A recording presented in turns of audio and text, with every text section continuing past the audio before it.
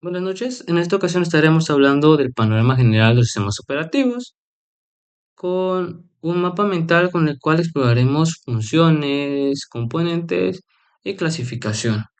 Bien, comencemos con el núcleo o kernel, que representa la base sobre la cual se construye pues el sistema operativo. Veremos qué es el kernel y sus responsabilidades o funciones principales. Bien, ¿qué es el kernel? El kernel es la parte central del sistema operativo que actúa como intermediario entre el software y el hardware, controlando accesos a los recursos y gestionando sus asignaciones. Veamos cuáles son sus funciones o responsabilidades principales. Gestión de memoria. El kernel es responsable de asignar, liberar la memoria para los procesos en ejecución, optimizando su uso y previniendo conflictos. Gestión de procesos. El kernel crea, ejecuta y finaliza los procesos, planificando su ejecución de manera eficiente y garantizando que la equidad en el acceso al CPU. Gestión de dispositivos.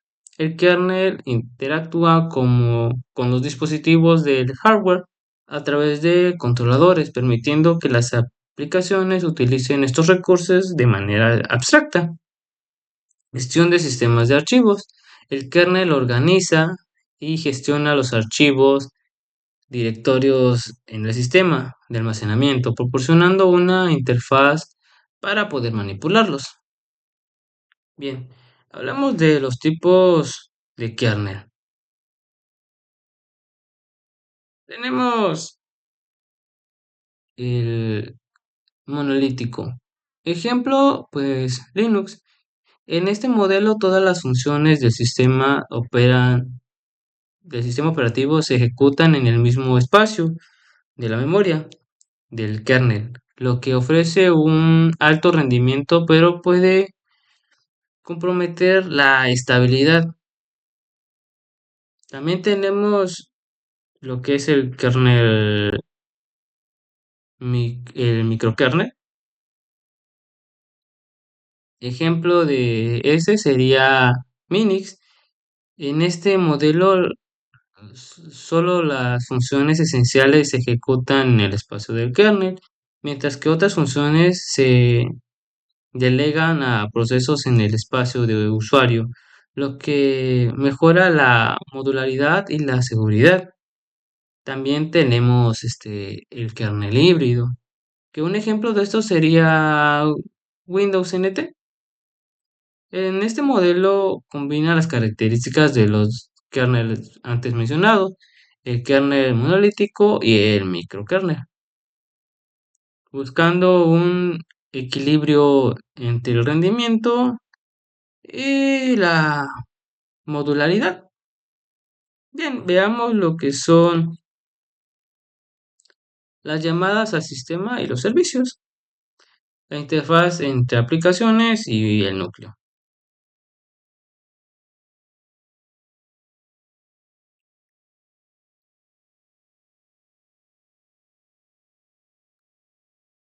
Bien, continuaremos analizando cómo las aplicaciones se comunican con el kernel para solicitar servicios. Interfaz entre aplicaciones y el núcleo.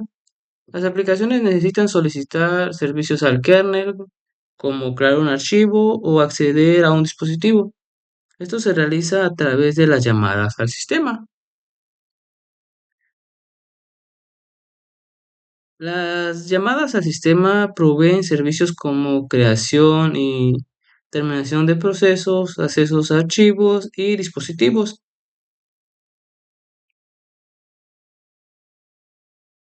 También tenemos lo que es pasaje de parámetros. Los parámetros necesarios para llamar al sistema se transmiten mediante registros, bloques de memoria o pila, dependiendo la implementación.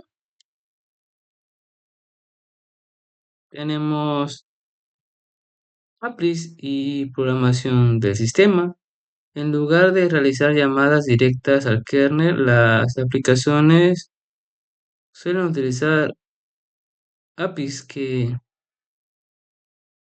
es interfaz de proceso de aplicaciones, que simplifica el proceso y ofrecen una mayor abstracción.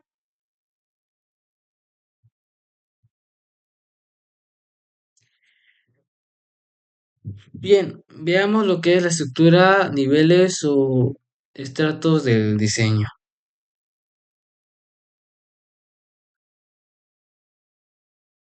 Lo que es la organización en capas y comunicaciones entre ellas.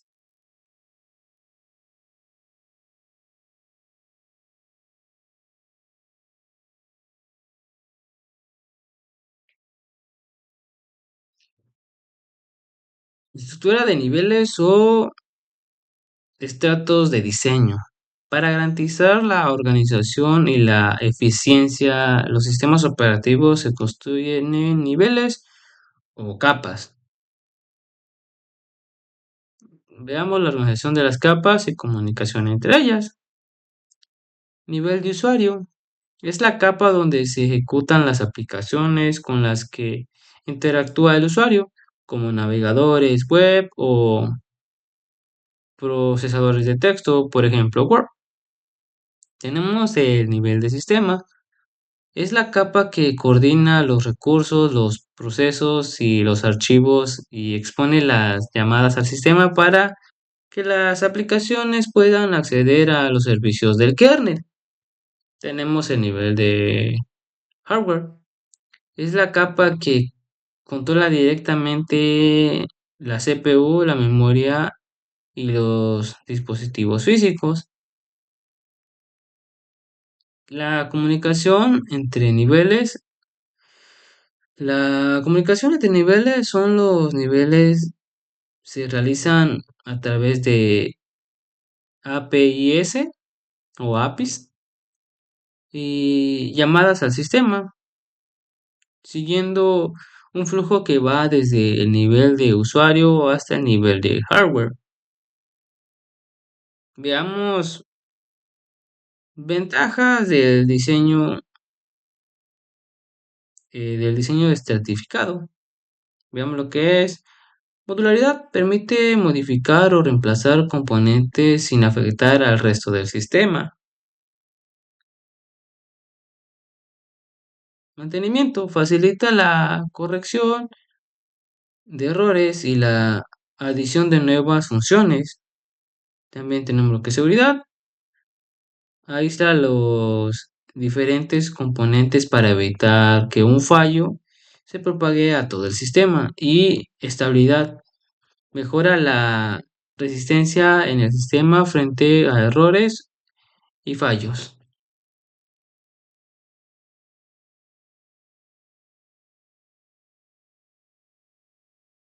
Veamos algunas de las clasificaciones.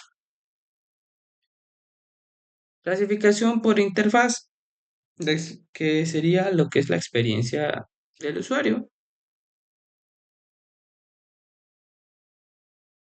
Los sistemas operativos se pueden clasificar según la forma en que el usuario interactúa con ellos. Tenemos distinción entre CLI y GUI y veremos algunos ejemplos claros. CLI, Command Line Interface. La interfaz se realiza mediante comandos de texto como en MS2 o las shells de Unix.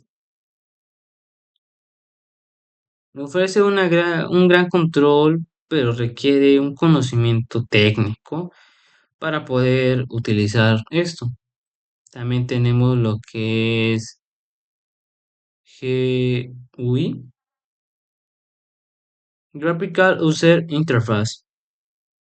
La interacción se realiza mediante elementos gráficos como ventanas, iconos, menús, como lo vemos en Windows, Mac OS o Android. Es más, es un poco más, decirlo así, intuitiva y más family friendly o más fácil de utilizar. Otras interfaces incluyen pantallas táctiles en dispositivos como en los dispositivos móviles y terminales en servidores, cada una adapta a su entorno específico.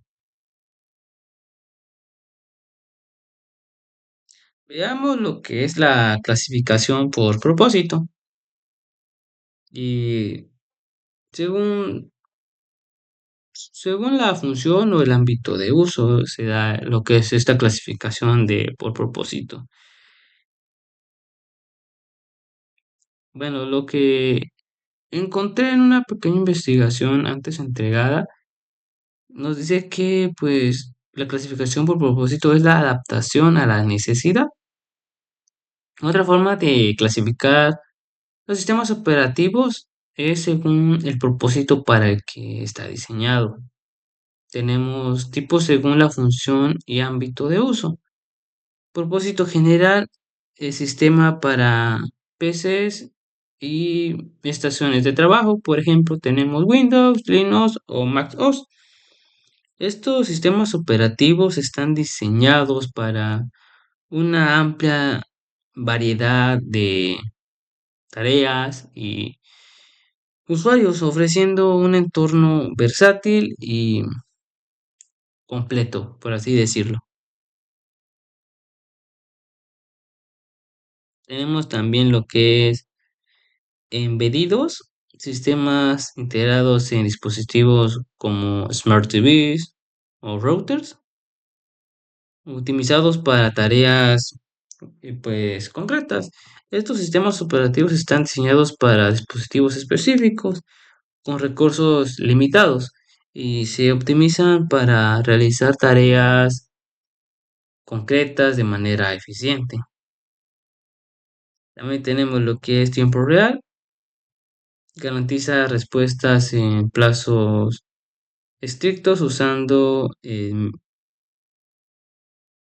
en medicina au- y en automoción. Estos sistemas operativos son críticos en aplicaciones donde el tiempo es fundamental, garantizando las respuestas más rápidas y predecibles en plazos estrictos. Como acá, pues nos menciona, como en medicina, con los aparatos que miden el pulso cardíaco cuando una persona está en coma, necesitamos que pues ese sistema esté pues funcionando en tiempo real. Vaya, veamos también lo que es la clasificación por arquitectura o núcleo.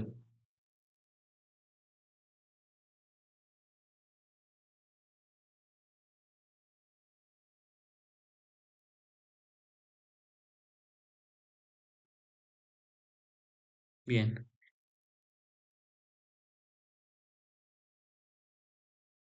esto es pues la clasificación por arquitectura o núcleo que pues es clasificado por la estructura interna. También los podemos clasificar los sistemas operativos según la arquitectura de su núcleo kernel. Y pues tenemos lo que es monolítico, alto rendimiento, pero más complejo para mantener. Ejemplo, Linux. Los kernels monolíticos ofrecen un alto rendimiento, pero son más complejos de mantener debido a su gran tamaño y a la interdependencia de sus componentes.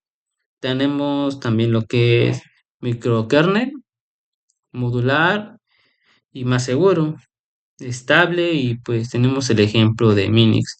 Los microkernels son más modulares y seguros, ya que solo las funciones esenciales se ejecutan en el espacio del kernel.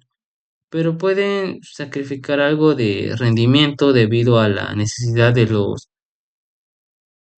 la necesidad de comunicarse entre el kernel y los procesos del usuario. También tenemos lo que es el híbrido, que combina ambos enfoques para un equilibrio del kernel. Tenemos el ejemplo pues de Windows NT. Los kernels híbridos combinan características de los kernels monolítico y los kernels microkernels, buscando un equilibrio entre rendimiento y modularidad. También tenemos la clasificación por dispositivos, pues esto es más a la adaptación al entorno. Y pues finalmente llegamos a los sistemas operativos que pueden clasificarse pues según el tipo de dispositivo que se ejecutan. La adaptación del SO al tipo de hardware de uso. Tenemos escritorio orientado a productividad, GUI completa. Tenemos, por ejemplo, Windows y Mac OS. Los sistemas operativos de escritorio están diseñados para computadoras personales y pues también para estaciones de trabajo. Y se enfocan en la modularidad y la facilidad de uso, ofreciendo una interfaz gráfica completa.